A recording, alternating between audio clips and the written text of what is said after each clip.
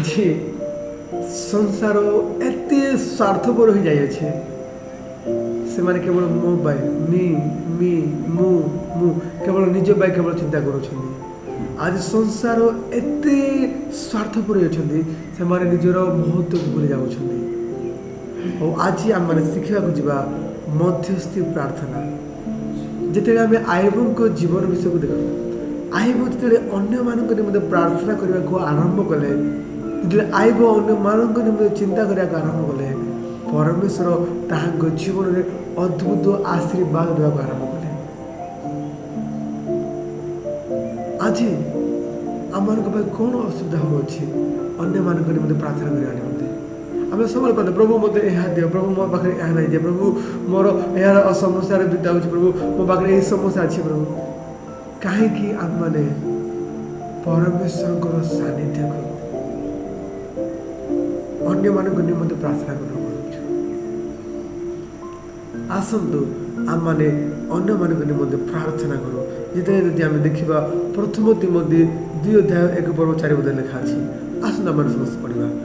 ଆମେମାନେ ଯେପରି ସର୍ବତ ଭାବେ ଈଶ୍ୱର ପରାୟଣତା ଓ ଭଦ୍ରତା ସହ ଶାନ୍ତି ଓ ବାଧାହୀନ ଜୀବନଯାପନ କରିପାରୁ, ଏଥି ନିମନ୍ତେ ସର୍ବସାଧାରଣ ଲୋକଙ୍କ ପାଇଁ ରାଜା ଓ ଶାସନକର୍ତ୍ତା ସମସ୍ତଙ୍କ ପାଇଁ ନିବେଦନ, ପ୍ରାର୍ଥନା, ବିନତି ଓ ଧନ୍ୟବାଦ ଉତ୍ସର୍ଗ କରିବା ନିମନ୍ତେ ମୁଁ ସର୍ବପ୍ରଥମେ ତୁମକୁ ଅନୁରୋଧ କରୁଅଛି।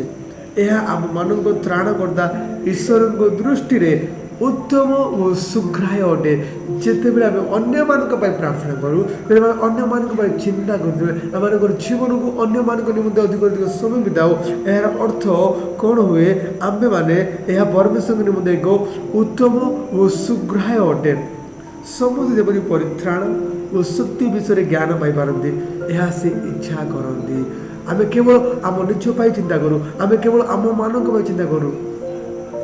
ଜାଣନ୍ତି ପରିବାର, ଆଜି ଅନେକ ଲୋକମାନେ ଯୀଶୁଙ୍କ ପରିଚୟ ପାଇପାରୁନାହାନ୍ତି। ଆଜି ଅନେକ ଲୋକମାନେ ପାପର ରାସ୍ତାରେ ଯାଉଛନ୍ତି।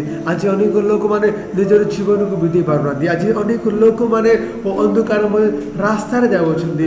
ଆଉ ପରମେଶ୍ୱର ଆଜି ଆପଣଙ୍କୁ ଆଉ ମୋତେ ତାହାଙ୍କର ପରିଚୟ ଦେଇଛନ୍ତି, ଯଦ୍ୱାରା ଆମମାନେ ତାହାଙ୍କ ପାଖକୁ ଯାଇ ତାହାଙ୍କ ନିମନ୍ତେ ସୁସମାଚାର ନିମନ୍ତେ ଖେଳା ହଉ, ଆମେ ତାହାଙ୍କ ପାଇଁ ଆଗକୁ ତିଆରି ହଉ।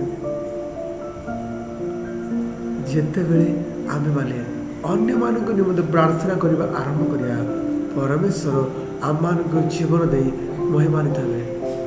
ଆଜି ପରମେଶ୍ୱର ଆମମାନଙ୍କ ଜୀବନ ଦେଇ ଅଦ୍ଭୁତ କାର୍ଯ୍ୟ କରିବାକୁ ଚାହାନ୍ତି। କିନ୍ତୁ ଆମେ ଭୁଲି ଯାଉ ଅନ୍ୟମାନଙ୍କ ନିମନ୍ତେ ପ୍ରାର୍ଥନା କରିବା ନିମନ୍ତେ। ଅନ୍ୟମାନଙ୍କ ପାଇଁ ପ୍ରାର୍ଥନା କରୁ, ଆମମାନଙ୍କ ପରିବାର ନିମନ୍ତେ, ଆମମାନଙ୍କ ବନ୍ଧୁଙ୍କ ନିମନ୍ତେ, ଆମମାନଙ୍କ ନେତାଙ୍କ ନିମନ୍ତେ, ଆଉ ଯେଉଁମାନଙ୍କର ଆବଶ୍ୟକତା ଅଛି ସେମାନଙ୍କ ନିମନ୍ତେ ପ୍ରାର୍ଥନା କରୁ। ଆଉ ଆଜି ଯଦି ଆପଣ କିଛି ବିଷୟ ପ୍ରାର୍ଥନା କରିବାକୁ ଚାହାନ୍ତି, ପ୍ରାର୍ଥନା କରନ୍ତୁ। ଆଜି ଏହି ଜଗତ ଉଦ୍ଧାର ପାଇବାର ଆବଶ୍ୟକତା ଅଛି। ଆଜି ଜଗତରେ ଅନେକ ଲୋକମାନେ ଏପର୍ଯ୍ୟନ୍ତ ଉଦ୍ଧାର ପାଇପାରିନାହାନ୍ତି। ଆଜି ଏହି ଜଗତରେ ଅନେକ ଲୋକମାନେ ଯୀଶୁଙ୍କର ପରିଚୟ ଏପର୍ଯ୍ୟନ୍ତ ପାଇପାରିନାହାନ୍ତି। ଯଦି ଆପଣ ମୁଁ ଚାହୁଁ, ଏହା ହେଇପାରିବ। ଆମେ ପ୍ରତିଟି ଗ୍ରାମରେ, ପ୍ରତିଟି ଜିଲ୍ଲାରେ, ପ୍ରତିଟି ରାଜ୍ୟରେ, ପ୍ରତିଟି ଦେଶରେ ଆମମାନେ ଯାଇ ସୁସମାଚାରକୁ ପ୍ରଚାର କରିପାରିବା ନାହିଁ, କିନ୍ତୁ ଆପଣଙ୍କର ଆମର ପ୍ରାର୍ଥନା ଅନ୍ୟମାନଙ୍କ ଜୀବନରେ ଏକ ଅଦ୍ଭୁତ କାର୍ଯ୍ୟକୁ ନେଇକି ଆସିବ। ତେଣୁ ଏହା ପରମେଶ୍ୱରଙ୍କ ନିମନ୍ତେ ଏକ ଉତ୍ତମ ଓ ସୁଗ୍ରାହ୍ୟ ଅଟେ।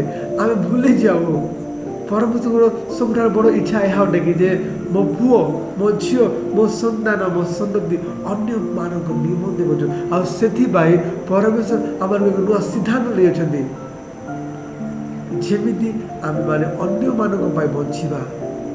ଯେ ପ୍ରକାର ପରମେଶ୍ୱର ଆମମାନଙ୍କ ନିମନ୍ତେ ନିଜର ଜୀବନକୁ ଦେଲେ, ନିଜର ପ୍ରାଣକୁ ଉତ୍ସର୍ଗ କଲେ, ଆସୁ ଆମମାନେ ଅନ୍ୟମାନଙ୍କ ପାଇଁ ବଞ୍ଚୁ, ଅନ୍ୟମାନଙ୍କ ନିମନ୍ତେ ଆମମାନେ ସାକ୍ଷୀର କାରଣ।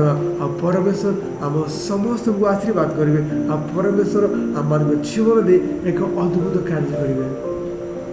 ଯେତେବେଳେ ଆମମାନେ ପରମେଶ୍ୱରଙ୍କ ସହିତ ରହିବା, ତ ଆସନ୍ତୁ ପରିବାର, ଆମମାନେ ଅନ୍ୟମାନଙ୍କ ନିମନ୍ତେ ପ୍ରାର୍ଥନା କରୁ। ଆମମାନଙ୍କ ଭାଇମାନଙ୍କ ନିମନ୍ତେ, ଆମମାନଙ୍କ ବନ୍ଧୁ, ଆମମାନଙ୍କ ନେତାମାନଙ୍କ ନିମନ୍ତେ, ଆମ ରାଜ୍ୟ ନିମନ୍ତେ, ଆମ ଦେଶ ନିମନ୍ତେ ପ୍ରାର୍ଥନା କରୁ। ଆଉ ଆମମାନଙ୍କ ଜୀବନରେ ଏକ ଆଶୀର୍ବାଦର କାରଣ ହଉ। ପ୍ରଭୁ ଆମ ସମସ୍ତଙ୍କୁ ଆଶୀର୍ବାଦ କରନ୍ତୁ। ଆମେନ୍।